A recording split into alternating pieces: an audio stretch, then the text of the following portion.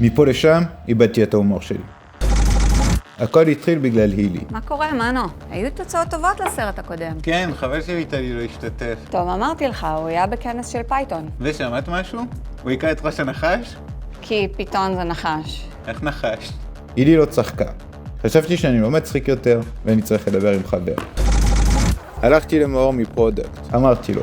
אתה לא מבין, אני לא מצחיק יותר. בוא נתחיל ביוזר טסטינג. קח משהו שכתבת, תראה לכמה אנשים, בוא נראה אם צוחקים. הראיתי לצ'אט. נו, ומה הוא אמר? הוא אמר שאני הכי גאון והוא הציע לי להכין ברושור. אתה באמת... מאור, שחרר את המפתחים מהסלק, הם צריכים לפרק את המונוליט. שחררנו את האינטגרציה? הלקוח מחכה כבר יומיים. מה הוויז'ן שלנו ב-AI שנה הבאה? מה עם מנדי וייב? בואי, הייפי האוור? חברים, שלחו לי סלק, אני אענה לכולכם. ממש דלאי, למה אתה? בגלל למה? אף אחד לא צחק. אני עף על זה. אף פעם לא משעמם פה.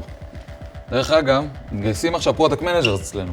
חשבתי, אל תגיד סרטון. רוצה לעשות לנו סרטון? ריבונו של עולם. תקשיב, זה הכי מספק להיות פרודקט מנג'ר במאנדיי. עובדים פה בוטום-אפ. אנחנו מובילים את האסטרטגיה. כל מנהל מוצר הוא רב חובל. שכוח, צדיק. לא רב כזה, רב חובל, כמו בספינה. דמיינתי מנהלי מוצר על ספינה. Sail according to the roadmap! Release the integration! Protect the monolith! אחי, זה אוטומטי או ידני?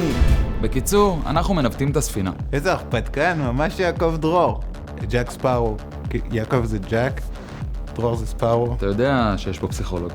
מפה לשם מחפשים אצלנו פרודקט מנג'רס, ואני עוד מחפש את ההומור שלי.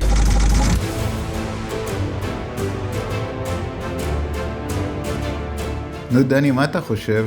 לא רע בכלל, אבל איפה הסצנה שלי? נפלה בעריכה, אחי. אבל זה היה הכי מצחיק. לא נורא, אמצא דרך להכניס אותך. איך? אמצא משהו, אני אומר לך.